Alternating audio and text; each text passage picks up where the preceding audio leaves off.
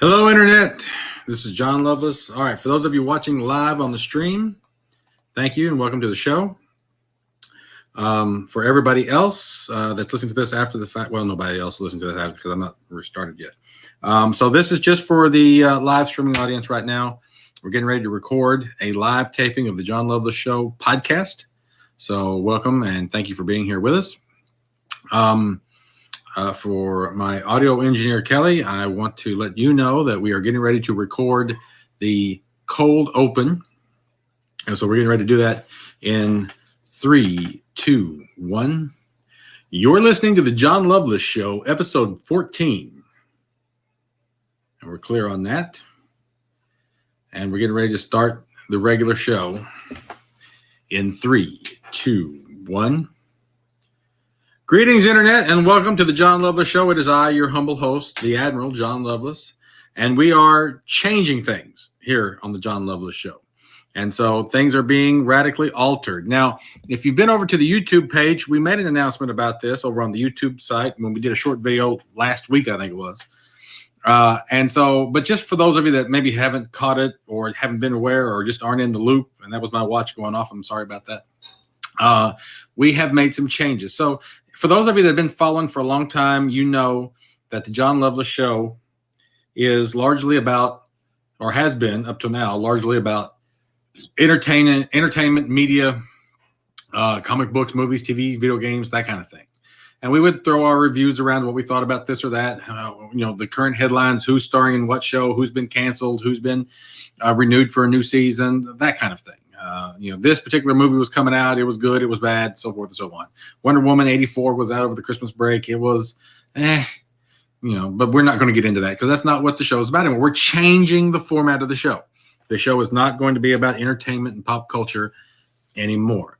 Because, I've been doing that in one form or another on the Alternate Reality Show and then on the Jon Loveless Show for like 10 or 12 or 15 years now. It's been a long time, since 2006, so going on 15 years. It's been a long road, and I've done that, and I've been there, and I've exhausted my fuel in that, in that lane. I'm kind of done with that. I still love all those things. I still play video games. I'm looking for a PS5. Does anybody know where you can get one? And y'all got any more of them PS5s? That kind of thing from the Chappelle Show. I can't get one. I don't know where there is one. Somebody said that they had them at GameStop on their website for just half a second, and then they were gone.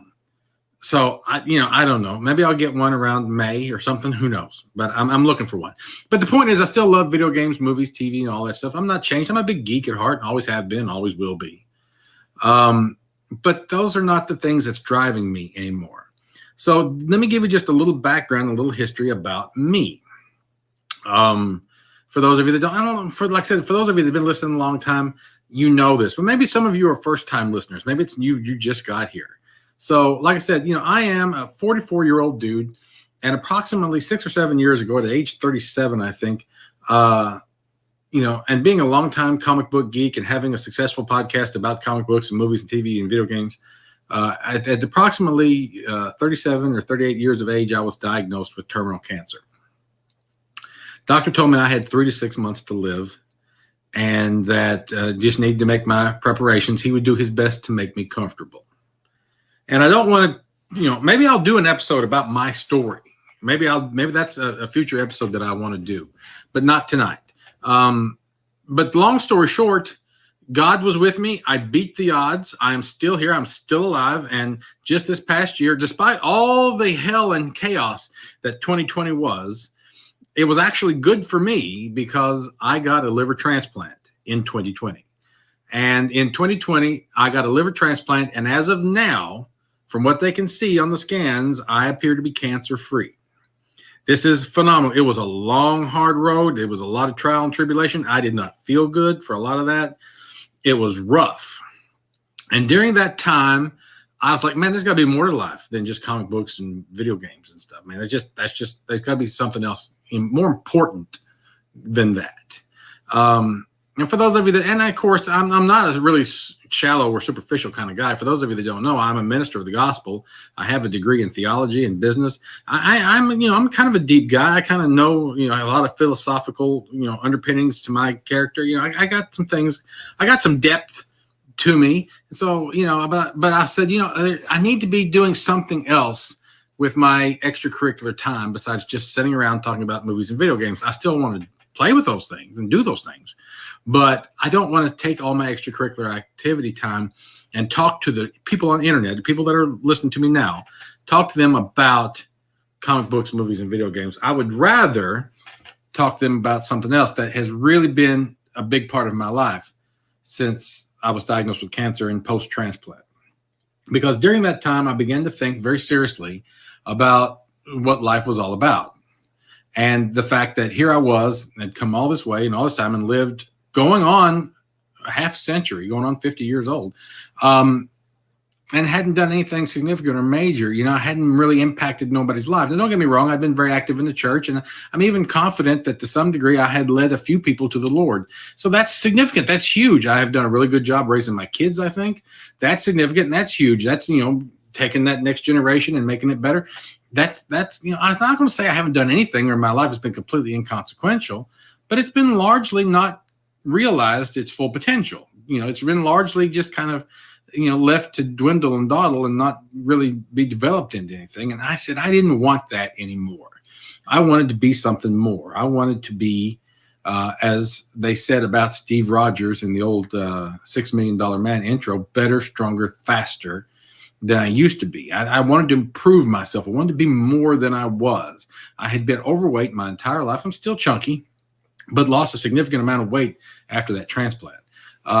But I'm still chunky. I'm still a big guy, but I am working on losing weight. I am working on doing all these things because while I was suffering from cancer, I couldn't do a lot of physical development. I couldn't lift weights. I couldn't exercise, couldn't run, couldn't do anything of that nature because I just, I had this giant liver that was, 3 or 4 sizes too big, and it just impaired me. I couldn't do anything. But I spent a lot of time learning and reading and finding out some things about how to improve yourself, how to learn, even when you're not in school, about how to improve your finances, about how to, development and motivation and how to believe that you can be anything that you want to be and all that stuff. And then post-transplant, I got a new physical lease on life. Now my body has been rejuvenated to some degree. Now I said I've dropped like 50 pounds and I'm able to get out and go do anything. I get up at like 5 o'clock in the morning and walk for 2 hours and get that physical. And I come in, I lift weights, and I'm working, getting some muscles, and I'm developing myself. And this passion that I have about being better, stronger, faster, about self-improvement, about being more than I was, about making the most of life, being my best self, if I could use that cliche, and really propelling myself into the future, about understanding what my potential was and maximizing it and capturing it. And that suddenly became encompassing for me. All encompassing. That's all I thought about. Not all. I mean, I still work and I still have family and things like that. But when my brain is idle, that's where it tends to go. And I wanted to learn all I could about that. And I wanted to share it with other people, which is why I took the Jon Loveless Show, which is what I had done up till now, which has just been an entertainment podcast. And I've decided to just trash it and redo it. I thought about renumbering the episodes, starting back at episode 1 again, but I said, no, I'm not going to do that. I'm going to start with episode 14 and just change the show. Just radically alter it. Just be something else. And so from this point forward, the Jon Loveless Show is a show about self-improvement. It's a show, and not just. I don't want you to think I'm just one of those typical self-help gurus, snake oil salesman dudes trying to sell you something. That's not what it's about. It's about encouraging you, man. You can do it. You can be everything we said. Because look, I'm on the journey. I'm not one of these guys that it looks like a sports model, looks like a fitness expert. Has got rock hard abs and all that stuff, and he's got millions of dollars. He's wrote a bunch of books. I'm not that guy.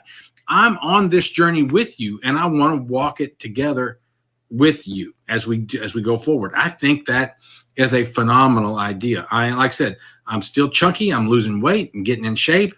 I make a decent amount of money, but I want to find out ways to maximize my earnings and make more money. I want to improve my marriage. I want to improve my social standing in the community. I want to do all. I want to learn more. I want to be stronger spiritually. I want to do all these things. And I think as I take this journey and as I talk to you about my journey, that'll help motivate you and inspire you to walk along that journey with me. And so if you would, subscribe to this podcast, subscribe to the YouTube channel, follow me on Facebook, follow me on Twitter, go over to my new website, jonloveless.com. And you can find links to all that stuff there. Just go to jonloveless.com, JONLOVELESS.com. Go over to my website. There's links to everything I'm doing. I got a blog over there. You can read articles that I'm written. You can check out all that stuff over there. And if you'll follow along with me as I go on this journey, I think that I will come up with some really interesting things to share with you, because at the very heart of who I am, I'm a teacher. As I was called into the ministry talks about having fivefold ministry offices that the Bible talks about. There is the prophet, the evangelist, the pastor, the teacher, and the apostle. 5 different ministry positions that a person can hold when they're in ministry. And I've never claimed to be an apostle, and I'm certainly not a prophet. I pastored for a little while. I actually did do that, and I have evangelized some. But where I really feel like my calling is at, where it really feels like it clicks for me, is in the office of the teacher. I got a special skill about sharing skills, sharing knowledge, sharing points of view with people in a constructive way that lets them learn. And I think it's beneficial. It's beneficial. My kids have benefited from it. The people in my church have benefited from it. The people that I work with have benefited from it. Every time that I try to teach people things, they really seem to enjoy it. That's where my heart is. I'm at my heart a teacher. And I think that I can take the principles that I'm learning as I'm going on this journey, and I can teach them to you guys, to all those of you who are listening, who are following along, who want to be a part of it. And I think you will enjoy it. Okay. So that's what I want to do. And part of what I want to do, and just to be, I want to share a down home, because I'm from the country, I'm from rural Kentucky. I want to share a down home approach to a better life, because I really think that just sometimes good old fashioned, hardcore, I don't want to say country, because that kind of pigeonholes me, but traditional values that you find oftentimes in rural places are the best values. And so I think the way I was raised on a farm, hardworking, really incorporated some very, very good values in me, raised in church, incorporated very, very good values in me. And I can really share that down home approach that I have with you guys. And that down home approach is I think, a key to living a really good life, because it teaches you about what's important in life, not only about the motivation that it takes to be successful, not only about the motivation that it takes to lose weight and to build muscle, not only about the motivation it takes to accomplish your goals and your dreams and your visions, whatever it is. Not only that, but it's also about being true to yourself, honoring your family, honoring your country, honoring God, and doing those things. And if you will adhere to those principles, and you don't have, again, the good thing about this show is that you can pick and choose what you like. If I'm talking about being in church and you're an atheist, well, you can skip that episode if you want to. But when I'm talking about motivation and inspiration and drive and determination, then you can eat that stuff up. So you can take what you like from what I'm saying. But my point is I think I have a whole spread of principles, values, and morals and precepts that if you would adhere to these things, if you would I'm not saying you have to completely adopt them, but if you will look at them, study them, and see if they would help improve your life, maybe apply a few of them, I think you'll benefit from it. I really, really do. I don't claim to know everything. I don't claim to have the key to success or the best possible you. I'm not a know-it-all. Only God knows those things. All right. But what I can say is, hey, I've stumbled on some principles that when I use them, make my life better. I'm willing to bet that they're universal, that they don't just work for John, that they would work for you too. And I want to share those with you. I want to teach those things to you. And I think that if my goal is to be better, stronger, faster, just like Colonel Austin in the $6 Million Man, then I think that if you take these principles and apply them, then you too can be better, stronger, faster. And at the same time, you will have a holistic approach and look at life. We're going to talk about a lot of things. We're going to just not only talk about that stuff, but we're going to talk about, some politics, just a little bit. I don't want to get into that stuff too much. I only want to touch on it in the sense that how it affects you. Okay. And how it affects your life and what you should be thinking about in those terms, okay, and how you deal with it. I'm not here to talk to you too much about being a Republican, being a Democrat, or anything like that. I'm saying, how does the world's going on in the world of politics affect you? And does it make you happy? Does it make you sad? Does it make you anxious? Does it make you fearful? Does it make you excited? Does what's going on with that, and how best to react to it? Those kinds of things. Now, full disclosure, I'm a conservative. Okay, so I'm just going to leave it at that. I am a conservative. I do not deny that. And my values are almost all traditional and religious. So you need to know that going in. But still, I think the things that I'm going to talk about are things that you can benefit from if you'll listen to them. Okay, and I really, really believe that. So that's what we're going to do going forward, is these episodes are going to be about being everything that you think you can be. The Bible says that you can do all things through Christ, which strengthens you. Okay. And so this idea, whether you're a believer or not, this idea that once you set your mind to it, that you can accomplish anything, is something that the Bible teaches. And if you'll let God be involved in it, then it's even more powerful. But even the man himself, once he applies faith in the process will work, whether you're religious or not. That's the really cool thing about it, is that God has created a process that works whether you believe in him or not. The process works.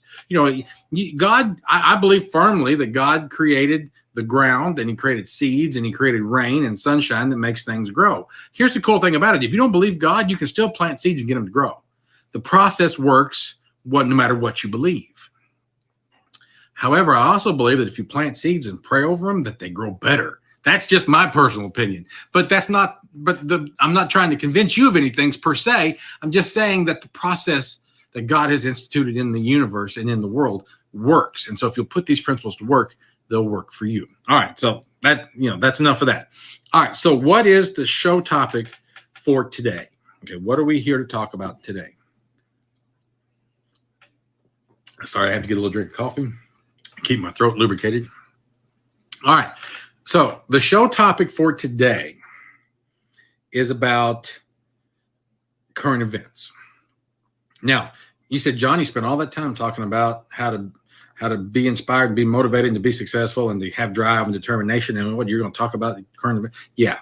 And I think it's really relevant right now that I do that. Now, normally I wouldn't have started off the first show under this new format like this, but I think it's important today, because as I record this, today is January the 7th, 2021. First episode of the new format, first episode of the new year.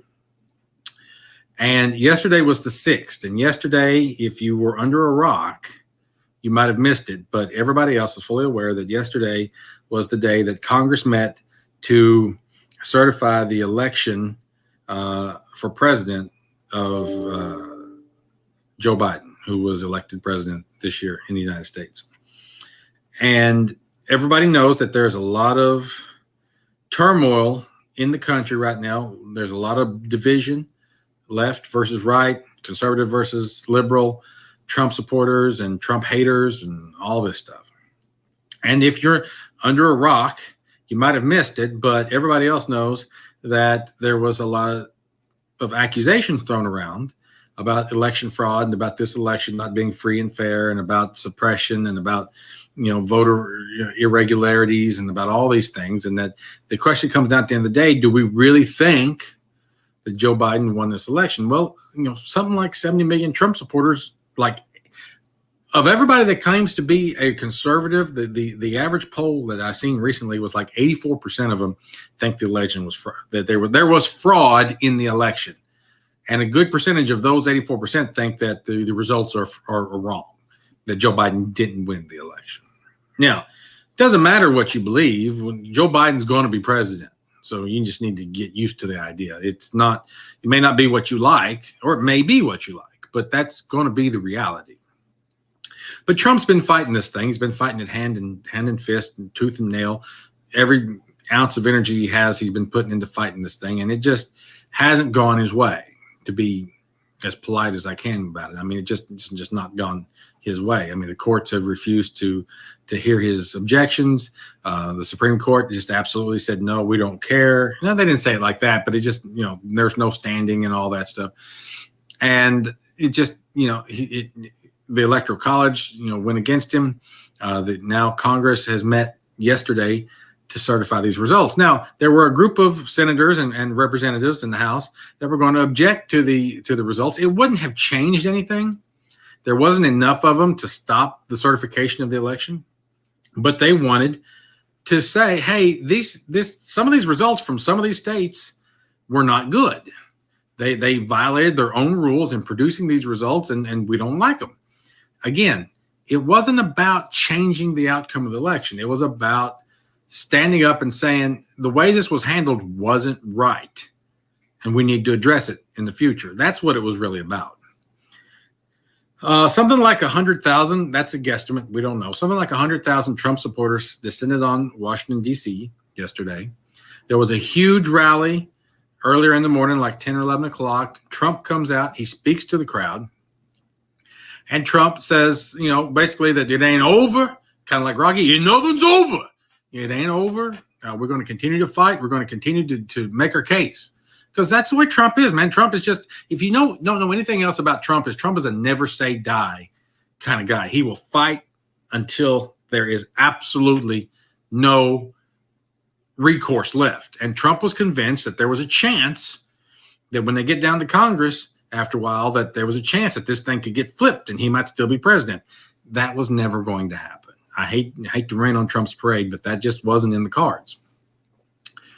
And so here we are. And so these people go down to the gate. He said, all right, now we're going to march down to the Capitol and we're going to let our voices be heard.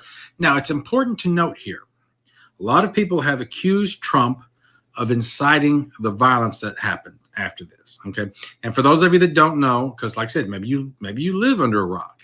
The people went down to the Capitol. They were protesting. They were marching in the streets. And at some point, violence erupted. They broke through the barriers. They went up on the steps of the Capitol and eventually broke out windows of the Capitol, broke through the door, went into the Capitol. The complete Congress of the House and the Senate had to be evacuated. I think they put them and locked them up in the basement or something. They vandalized. They clashed with police. One lady protester was shot and killed.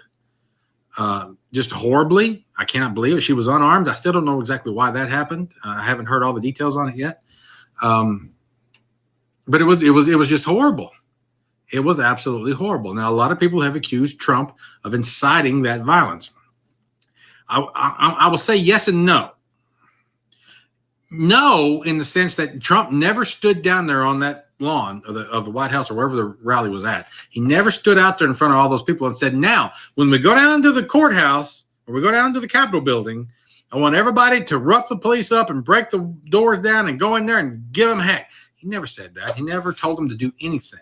All he said is, we're going to go down to the Capitol, and these are not his exact words. I'm paraphrasing. We're going to march down to the Capitol, and we're going to let our voices be heard. That's all he said. He did not tell anybody to commit any acts of violence. Okay. But to some degree, Trump is a little bit responsible in this thing, in the sense that if Trump had been doing what was best for the country, which was see the writing on the wall that there was no way he was going to pull this out. I mean, he should have seen that after the Electoral College certified the election in December. That should have just been apparent. There's no way you're going to be president come January 20th, Donald. It's just not going to happen. And at that point, the best thing he could have done was say, hey, you know what? We fought the good fight. We ran the good race. We did the best we could.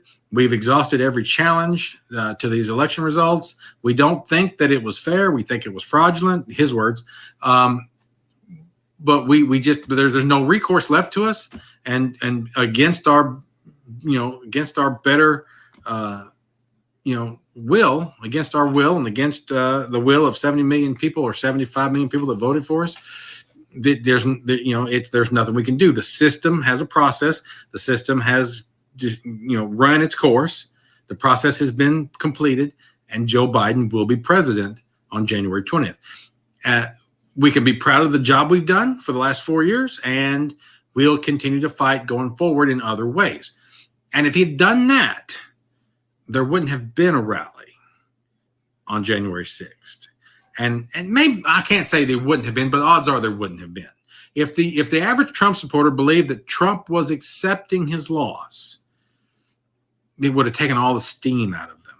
Instead, what you got was an angry, riled up crowd at the Capitol on the 6th demanding justice for what they felt like was a wrong that had been done to them. Now, there were still some people that might have shown up anyway, but not 100,000 people. And I don't, in my heart, don't believe that the whole thing would have happened. I just don't buy it at all. So I sat there yesterday and I watched all this on the TV. Violence erupts, violence breaks out, and I'm sitting there and I'm dumbfounded watching this stuff. And I have talked to several people since then, and it's just been horrible. People are calling for Trump to be 25th Amendmented. That's not exactly a word, but the 25th Amendment to be used to remove Trump. And if Pence and the cabinet won't do that, then they're calling for his impeachment. It's only like 12 days left of his presidency, but they want to impeach him. It's just, okay, fine. You do what you guys think you have to. There are people out there condemning all Trump supporters as racist, as terrorists, as insurrectionists, and all this stuff. And it's a really bad. The division in the country today is as deep as I've ever seen it in 44 years. I wasn't alive in the 60s. It was bad then, and I wasn't alive during the Civil War. I probably was a little worse then. But in my almost half century of life, I have never seen anything like this. Just absolutely have not ever seen anything like this. The state of the country that it's in now. And it's to that I want to get to my major point today. And that the major point to that day is, if you're like me and I obsess on the news, and I shouldn't, but man, I am tuned in constantly. I am tuned in and I'm watching this stuff, and it gets aggravating. It really, really does. It will work you up into a tizzy. And I have talked to some people who have told me that they are absolutely distraught over the way the politics in this country is currently going, the way the direction of the country is currently going, the way the division and the vitriol, that they don't feel safe in public based on whatever their current political opinions are, that one side or the other may attack them. And they've got people in a panic. People are taking Prozac and Xanax and stuff to calm down. People are all worked up, tore up. It's just, they're having a really hard time dealing with all this stuff. And that's what I want to talk about today, because I had to take a step back for about 24 hours and just really reevaluate my stance on everything and calm myself down and remember what's important in life. And so that's what I want to talk about today, is how to not be stirred up, anxious, or rattled by current events. Okay. Because this is something that more and more people deal with. And whether you're watching about politics or whether you're watching about, actions overseas in foreign countries where fights and wars are going on, whether you're watching about the opioid epidemic and people dying in your community, whether you're upset about sports athletes and things that they do and things that they say, or whatever, whether you're upset about transgenderism and who can go into what bathroom and whether or not men compete in women's sports and vice versa, or whatever the issue of the day is, that's got homosexual marriage, homosexual rights and privileges, transgenderisms, preferred pronouns, and all this stuff. Things are just, people are tore up about these things, whatever side you're on. If you just go on Twitter for 5 minutes, man, and just the anger and the hate and the fighting is rampant on social media. And if you're not careful, these current events will really, really, really tear you up. So here's some ways that I think would be beneficial. You should write these down. If you're listening and if you're driving or something, don't. You just play this podcast back later, okay? But if you're, sitting at home in front of your computer or something, you're watching the live stream or whatever, then there are ways that you can deal with not being so rattled. All right, way number one, then these first couple things that fall within the thinking category. So these are ways that you can alter your thinking. Okay. So number one, don't let doom and gloom predictions become prophecy cemented in your own mind. Okay. So what we tend to do is we tend to listen to newscasters, And newscasters, whether they're social media types, whether they're radio hosts, whether they're news anchors sitting behind a desk, whether they're podcasters, whoever they are, these media entities and personalities will sit and tell you about how bad things are. And not only are they bad, they're getting worse. Okay, now the first thing you need to understand about the news is this old principle that's been around forever. And this news principle is, if it bleeds, it leads. All right, the idea is that the news is a business. You really, really, really have to understand this. The news is a business. And so they are out to not only inform you, but they're also, and to some degree, to push a political perspective. The idea of completely fair and independent news doesn't exist. And I don't know that it ever really did. I think it was maybe a little more gray 20, 30, 40 years ago, but today it does not exist. All news media is politically slanted. Okay, your major news outlets are all leftist. You've got a lot of conservative on talk radio and podcast and pay sites. But wherever you get your news from, you can bank that news is politically slanted. Okay, it just is. So you have to be really careful where you pick and choose your news from. And to some degree, you would do yourself a favor if you got it from multiple sources on opposite sides of the aisle. I mean, you can compare and contrast the stories, but very few people do that. Most people live in an echo chamber. And when I say they live in an echo chamber, that means that they basically just listen to the voices that are telling them what they already agree with. So if you're a hardcore conservative, you're listening to Rush Limbaugh every day, because Rush Limbaugh is saying all the things you agree with. And you're like sitting there going, yeah, right on, man, right on. If you're a hardcore liberal, man, you're watching MSNBC. You're listening to the host on there talk to you about how evil Trump is. And you're like, yeah, man, right on. That orange Cheeto just needs to get out of there. Okay. People, for the most part, don't want to hear dissenting opinions. They don't want to evaluate in perspective from the other side. They don't want to live in an echo chamber. And the diversification of the media, the bifurcation of it into two camps, left and right, make it immensely easier to do that. I mean, 30 years ago when you came in of evening and you were watching ABC, CBS, or NBC, and you were watching the 6 o'clock news on one of those three channels, it was harder. Now even then I think they were liberal, and there's evidence to support that, but they weren't overtly liberal, and then there wasn't any options. So you got the news you got. Now, because of the bifurcation of media, and it's a left versus right thing, you can just solely exist in the group that you like. And you can just continually have your already preconceived ideas repeated to you, regurgitated to you every day. All right. But what you do by doing that is you get these ideas reinforced about how evil the other side is and how they're trying to destroy the country. Okay. This is something I hear repeated continually from both sides.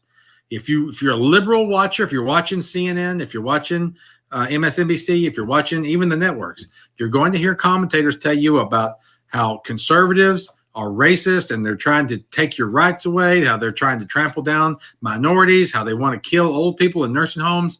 And you sit and you're like, yeah, oh my God, the very fabric of the country, the very essence of freedom and democracy is at stake. We must fight these conservatives. And if you're a conservative and you're listening to Ben Shapiro, Glenn Beck, Rush Limbaugh, Mark Levin, those guys, they're telling you, oh my God, these crazy liberals are trying to take your rights away. They don't support the Bill of Rights. They don't support the Constitution. They want to shred the Constitution. They want to rip the Constitution up. Our very democracy is at stake here. And then you're sitting there going, yeah, man, these liberals are evil. They just want to push their abortion on me and stuff. And so you come to the place where they tell you that the country, if we continue down this path, I've heard this over and over. If we continue down this path, the country as we know it is doomed.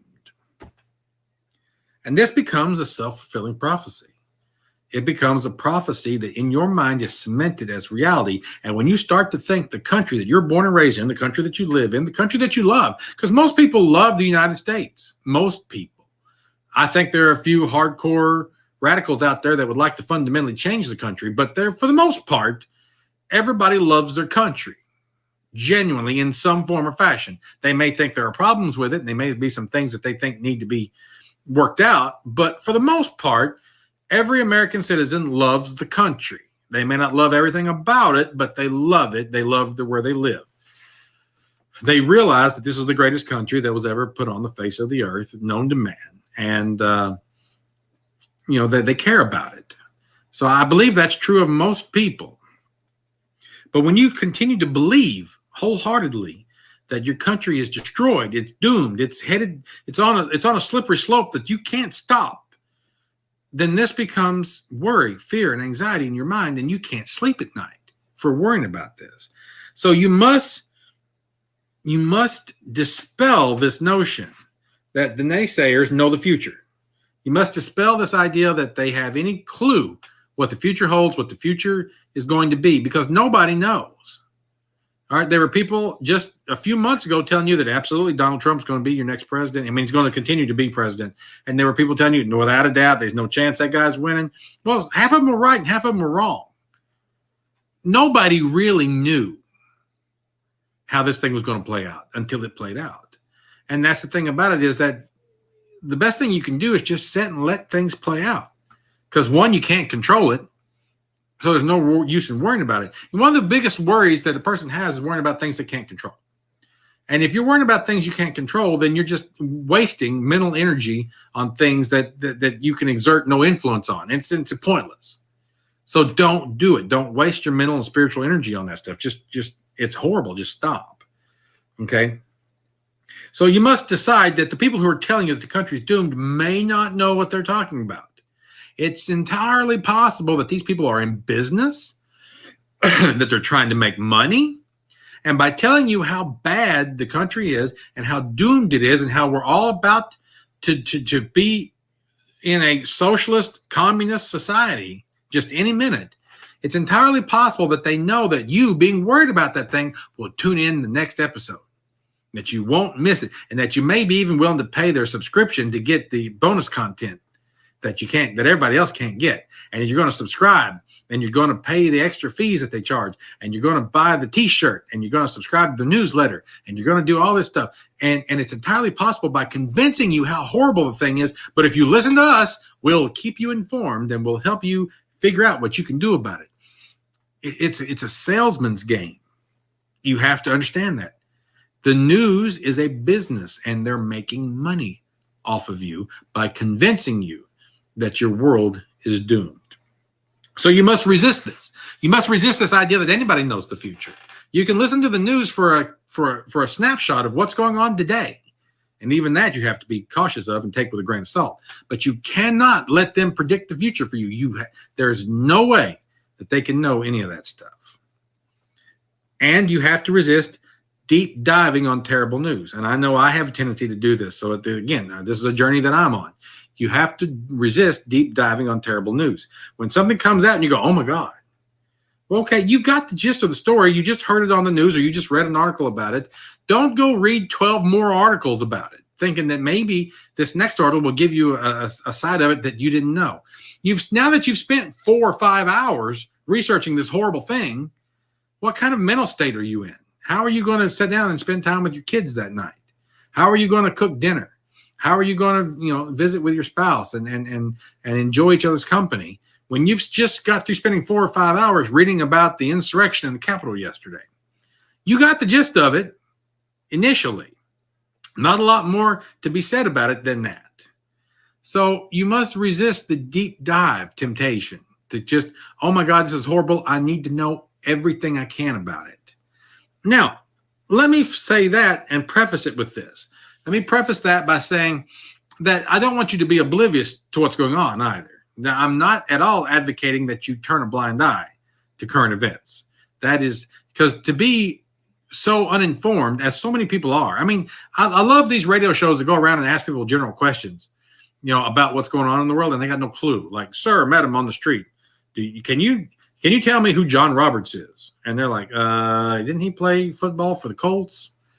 No, he says Chief Justice of the Supreme Court. It's just, there's a lot of people on the street that just are walk around in the fog. They got no clue what's going on. And I'm not suggesting that you be that guy at all. Okay, you don't want to be one of the uninformed people and because Robert Downey Jr. popped up on your Twitter feed and said, hey, you should support such and such candidate. And you go, all right, cool. You don't know why you're doing it. You don't know what's going on. You don't know what's at stake in this election. You don't know how it affects you one way or the other. Don't be that guy, okay? So be educated, be informed, but don't be obsessive about the news, particularly bad news, because it will completely make you distraught and upset you and make your home life bad, make your work life bad, make everything bad. You don't want to do that. So that's adjusting your thinking, the way you think about things. Now, there are some actions that you can take to help relieve this stress and this anxiety that bad news and the current event struggles and crises that we see every day on the news that they create in your life. One of the things you can do, one of the actions you can take is to touch base with reality and the things that are in your control. Okay, because as you sit there and you watch what's going on at the Capitol, or you watch what's going on with such and such school where there was violence today, or whether you watch such and such thing where violence broke out over Black Lives Matter protest, or whatever it is that's going on in the news. Okay, you have to sit there and look at that and say, all right, now I know about that, but it's out of my control. There's nothing I can do about it. I can exert, if you live in Alabama and you're watching something that happened on the news in Oklahoma City, then you're sitting there going, why would you be horribly distraught about it? And I'm not saying you can't be moved or affected by it at all. I'm just saying, why would you be horribly distraught about something that's completely outside of your control? Completely out, doesn't affect you directly. Indirectly it does, but it doesn't affect you directly. Why would you let that destroy your day? Okay, turn that off and touch base with reality that where you're at. What is in your control?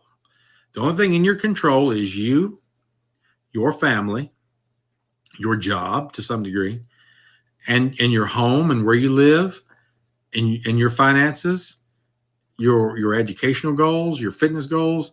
Those are the things that are in your control. Your spirituality, your relationship with God, those are the things that are in your control. And to some degree, why would you waste any energy worrying about things that are outside your control? Again, be informed, understand those things, but don't fret about things that are outside your control. If you found out an asteroid, okay, was going to hit Neptune, would it upset you? Probably not. Why? Because it really doesn't affect me much. True. Also, there isn't anything I can do about it. Also true. So then why worry about it? You shouldn't. Same thing's true with things you see on the news. Most of those things don't directly affect you. They can indirectly affect you, but most of those things don't directly affect you or your life and your home and your family and your kids. Some of them can, like if tax policies and things like that, they can affect you. But if you're just seeing like violence in some random city somewhere, it's not directly affecting you. Okay.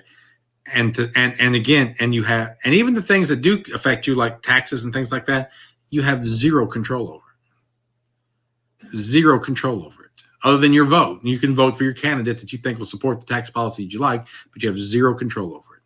So touch base with the things that you can control. And in doing so, you will feel like you have a little more power, a little more control. You'll feel a little more, because part of what the anxiety and the fear is feeling like you have no control. That feeling of whatever, something's coming to get me and there's nothing I can do about it. It's like the big bad wolf syndrome or whatever you would want to call it, where it's like, oh my God, a werewolf's chasing me. And no matter how fast I run, that thing's faster than me. I cannot outrun it. It's going to get me. I have no control. Or you're falling and you're just watching the ground come up at you and you have no control. You're just watching it come towards you, knowing that you're going to splat the ground. No control. Okay. When you see that stuff on TV, realize that you have no control over that and just turn it off and touch base with the things you can control. Okay. Touch base with the things you can control. You can control your home. You can control the laundry. You can control dinner tonight. You can control your kids and talk to them and have a good time with them. You can do all those things, but you cannot control the things on TV. So you shouldn't worry about them. Turn off the news. Absolutely. Step forward. Turn off the news. People used to work all day long at the factory or the office or wherever they worked, and they would come home and they would sit down with supper and they would turn on the 6 o'clock news and they would watch a half an hour's worth of news, maybe an hour if you watched local and national together, but somewhere between a half an hour to an hour of news. And then it was time for Jeopardy. And then, Knots Landing or whatever other show that you watched. Okay. And then within an hour or so, it was bedtime and you went to bed after that.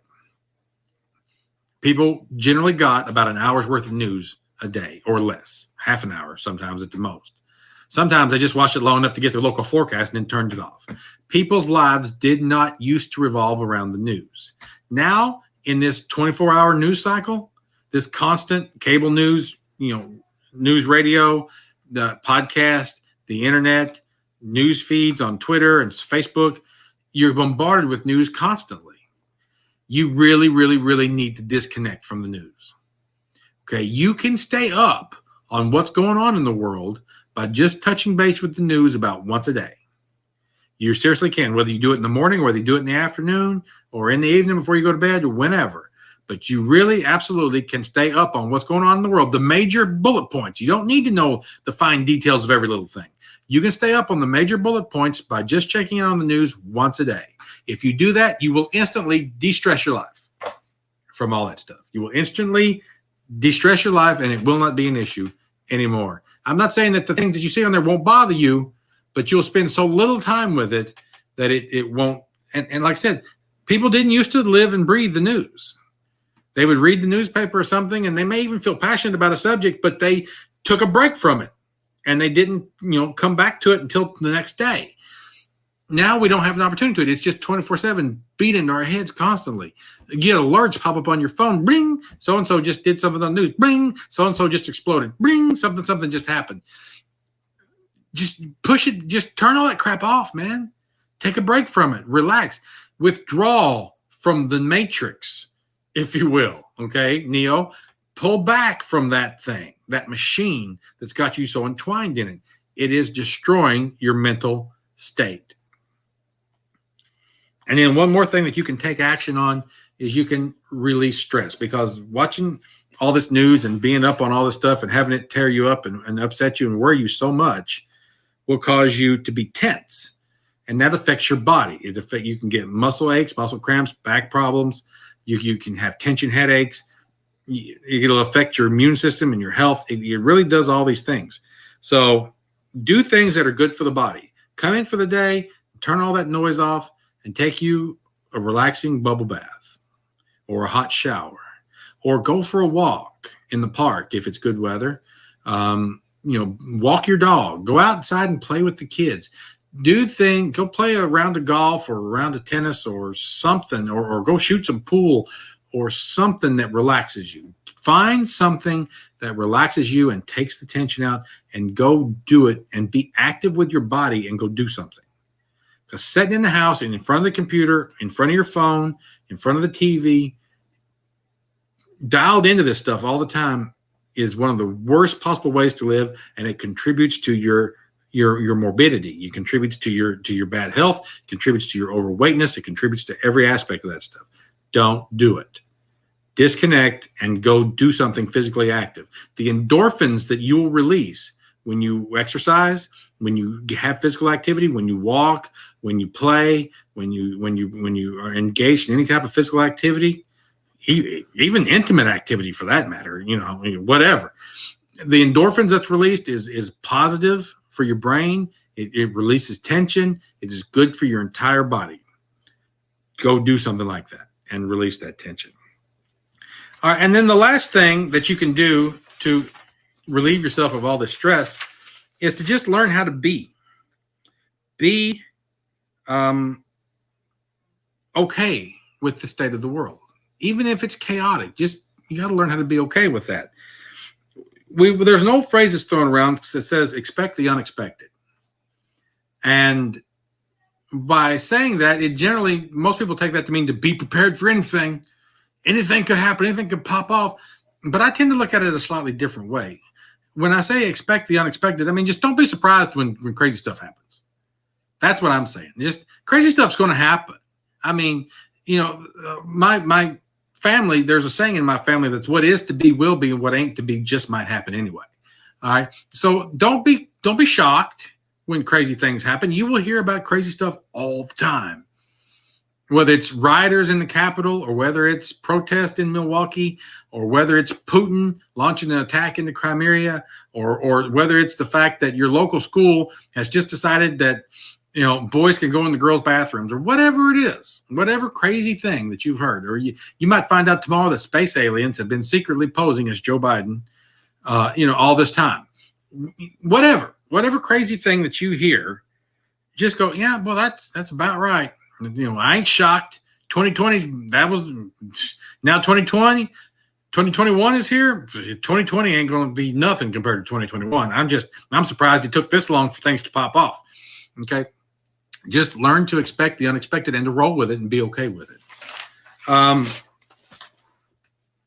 Also, as far as your overall state of existence, learn to love and be loved, because as we participate in fear and anxiety and worry, then every negative stress that can build up in your life will build up in your life. And the Bible tells us, and again, I'm a minister, so I'm going to throw this stuff at you. The Bible tells us that perfect love casts out fear. Perfected love casts out fear. In other words, the Bible says that love is the polar opposite of fear, and it neutralizes it. Okay? So when you feel loved, it's hard for you to be fearful. When you feel comforted and secure and safe, it's very hard to be fearful. But not only when you feel that way, but when you cause others to feel that way. So I want to encourage you not just to look for love from your family, from your spouse, from your friends, but to be loving to other people. Be loving. Come in and hug your wife and tell her how much you love her. Come in and hug your kids and kiss them on the forehead and tell them how much daddy loves them or mommy loves them.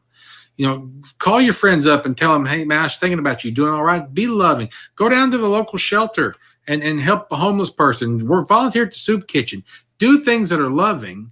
It will make you feel better about the uncertainty and the fear and the anxiety in the world. I guarantee it. I've experienced it. It's true. It works. And then lastly, you have to find out, and this is like the ultimate enlightenment, right? The Maha Rushdie, the Maha Gandhi or whatever that sits on the top of the mountain, the guru, the guy that's got total enlightenment, right? What does he have that nobody else has? This guy that's sitting up there with his om, with his fingers, in that funny position and sitting cross-legged. What does he have that nobody else has?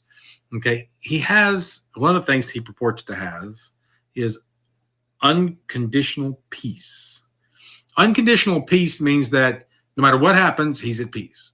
No matter, it could be storming, it could be sunshining, it could be, there could be birds up there flying around his head, whatever. He's got peace in any situation. And that's something that we should all strive for. The Bible's word for the Hebrew word, let me rephrase it. The Hebrew word for peace is shalom. And the word shalom doesn't just mean peace. It actually means perfected peace. Perfected means a complete peace, not missing anything. Okay. Nothing missing, nothing broken. It is perfected wholeness in every way. Peace and prosperity and tranquility in every area. Okay. Because the Hebrew words don't just mean what they basically mean. They got a whole deep meaning that means whatever beyond the surface. Right. And so shalom is that perfect wholeness, nothing missing, nothing broken, perfect peace in every situation. And to some degree, the Bible talked about that a little bit with the Apostle Paul. The Apostle Paul talked about that. Let me find it real quick for you.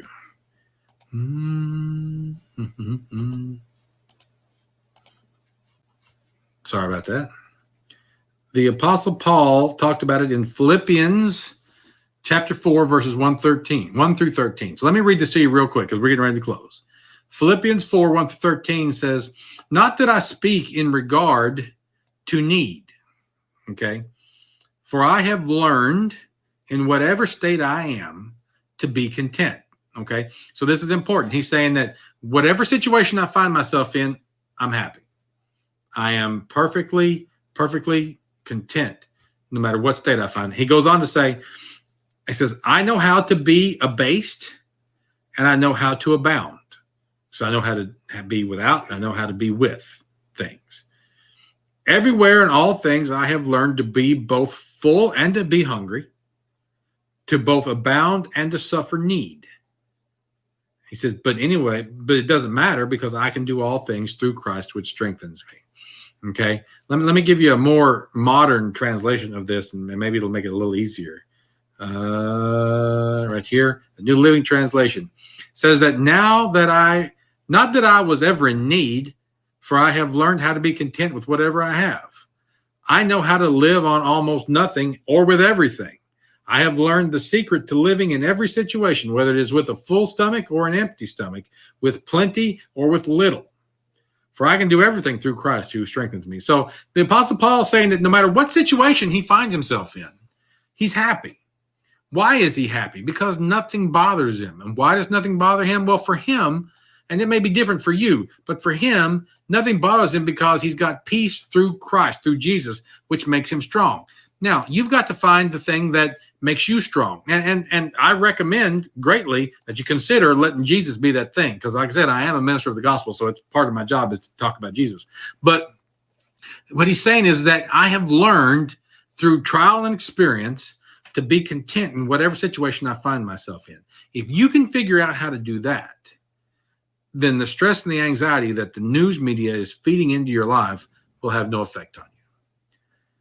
So that's what it takes to not let that stuff. I want to encourage you today, as we get ready to part, to be mindful of what you're taking in. Be mindful of what you're bringing into yourself.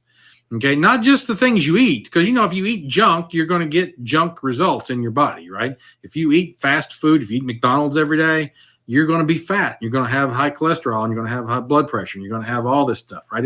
It's a principle that is created in the universe. It's a universal principle instilled by God in the universe. And that principle is if you take in junk, it's going to produce junk. Junk in, junk out, okay? That applies on every level, not just on your physical body level, but it applies on your spiritual level, and it applies on your mental level. And the thing we're talking about right now is your mental level, your brain, your mind, your thoughts. And if you consume junk, not that the news is all junk, but a lot of it can be, and too much of even a good thing is bad. You can get water poisoning, to use a metaphor from food and drink stuff. Water's great for you. If you drink too much of it, you'll get water poisoning. Okay, so the news in and of itself is not a bad thing, but too much of anything is bad. And if you take in, and you have to understand that, and as I said earlier, the news is a business that sells fear. That's how they make more money, by keeping you afraid and keeping you coming back to them for constant updates. That's how they make money. So if you know their job is to instill fear in you, and you continue to feed on that constantly, feed on it, then you will absolutely produce fear in your life, in your thoughts, in your spirit, in your mind, in your body, the whole 9 yards. You will be a fearful person. Fearful means full of fear, full of anxiety, full of worry, full of stress. Okay, so you got to cleanse the palate, so to speak. If we continue to use food metaphors, you've got to cleanse the palate mentally, which means that you got to disconnect from that stuff, man. You got to turn it off. The world will continue to turn, whether you've watched CNN tonight or not, or whether or not you've watched it in the last hour or not. The world will continue to turn. You will lay your head down tonight, you will sleep, and the sun will come up in the morning. I guarantee it, unless an asteroid hits us and destroys the planet. If that's the case, what difference does it make? Sleep peacefully anyway. Because either tomorrow comes and you'll deal with the trouble that tomorrow brings, or tomorrow won't come, and then, well, at least you had a good sleep before the end of the world. That deep sleep, that good sleep, that peaceful sleep, that's the best kind of sleep. And it'll make you wake tomorrow feeling wonderful. And that's my goal for you, is that you feel wonderful. I try to feel wonderful. Since the liver transplant, my goal is to feel good. And I want to feel good, and I want you to feel good, and I want everybody to feel good. And you've got to work on that on every level, not just bodily. Let me get a drink. Not just bodily, being in shape, being fit, but you've got to exercise your mind and have your mind be in shape and your mind be fit. And that means really watching what you take into that brain, what you put in there. And you've got to, at the same time, exercise your spirit and be spiritual and put in good things in your spirit. You've got to, and it works on relationships. It works with finances. It works with your job. It works with everything. Junk in, junk out. The Bible says that if thy eye be single, then the whole body will be full of light. Okay, that single means that you are single-mindedly focused on God. But if the eye be darkness, if you're focused and you're looking at darkness, then the whole body will be full of darkness. And how great is that darkness? Okay, so what you focus on, what you take in, seed time and harvest. If you plant corn, you will get corn. If you plant soybeans, you will get soybeans. And not only what you planted, but you will get a multiplication of what you planted. You plant a few grains of corn, you will get multiple stalks of corn that all produce many ears of corn with hundreds of grains on each one. Okay, it's a multiplication. This seed time and harvest principle that exists in the earth. Seed time harvest. Okay, if you plant seed, you give it a little time, you will eventually harvest something. Whatever that is, whatever you're planting and growing, you will eventually harvest, and it will multiply. Okay, if you are planting doubt and fear and anxiety and worry into your mind, that will grow and that will multiply, and the harvest will be, now you're on Xanax, now you're on Prozac, now you're on this or something because you can't function and you can't cope with life. Don't do that. Don't do that. Be happy. Don't worry. Be happy. Maybe I should play that song. Don't worry. Be happy. Okay. I hope that you enjoyed this. I hope that it made sense to you and that you liked it. All right. So, and I hope you learned something. I hope you wrote down the points as we went over them. All right. And I may try to put them in the show notes if I'm feeling froggy. I don't know. But I hope that it was meaningful to you. And I hope that you like what we're doing here and you want to come back for more. Okay. So I'm going to try to get out the show as often as I can. I am a busy guy. I really, really am. I'm a guy that, I work 5 days a week at a regular job. I wish that I could do this for a living. Maybe one of these days I'll get successful enough at it that I'll be able to. You can help by subscribing and being a part of what we do here and commenting, emailing, and sharing our content with other people. But maybe one of these days I'll be able to do this full time and I'll be able to do it on a bigger scale. But right now I'm a busy guy, which means I may not get an episode out every week. I hope to. That's my goal, but it may not happen. So bear with me. I'll get as much content to you guys as I can. I just want to share what's in me with you guys. That positive, man, you can do it. You can be anything. You can accomplish anything. My father has a saying that I remember from when I was a kid. He said, through single-minded focus, you can accomplish anything. There's nothing that can't be done through single-minded focus. And I believe that. I believe that you can achieve any goal with just the right mindset. You can achieve any goal. And then, like I said, if you'll work and you'll continue to pursue that, you won't get tired of it, you won't get worn down, and you won't get frustrated, you won't give up, then anything is possible. And whether and you can improve in any area that you want to improve in. You can improve in your finances, you can improve in your relationships, you can improve in your career, in your body, in your mental educational levels, and in your brain health, which is what we've largely talked about today, in your spirituality. You can improve in every area if you're willing to apply yourself and learn the principles that's necessary for improvement. I want to help bring those principles to you. I hope you enjoy what we're doing here. All right. So if you're if you're listening to the podcast, be sure and subscribe to the podcast so you never miss an episode. If you're watching this on YouTube, be sure to click the bell icon and to get and the like button down here to get notifications and stuff when new episodes come out. Subscribe to the podcast. We want you to get every episode that we put out. Share this content with other people. Share it on social media. Follow me on Twitter and Facebook, twitter.com/Jon Loveless. You can catch the link to my Facebook and my Instagram all over on the website. And that's the main hub. You can catch them. You can get the email. You can get the social media. You can get subscriptions to all the podcasts and the YouTube and everything, all from the website. Okay, so you go to the website, jonloveless.com, JONLOVELESS.com, and you can find links to all that stuff there, as well as the blog where I'll write articles as often as I can for you guys to read and enjoy there. Thank you so much for being a part of what we do here. Thank you for watching. Thank you for listening. And I hope to see you again. In the meantime, don't be stressed, man. Don't worry. Be happy. You guys have a good day. Talk to you later. Bye.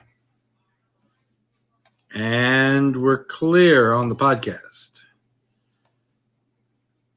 So, Kelly, I appreciate it. I'm going to send this audio to you. You get it worked up and back to me at your first convenience. Hope you like the content that you have to listen to now. It's not maybe as exciting as Superman and Batman reviews was. I don't know. Maybe you like it. Maybe you don't. I hope you do. But I appreciate you working on the audio anyway. So thank you. I will talk to you later. And I'm ending the audio recording now. Boom. Okay. For those of you watching on Facebook and YouTube, thank you so much for being a part of the show. We appreciate it. I hope to see you back the next time we do a live stream. Until then, I am Jon Loveless. You guys have a good night.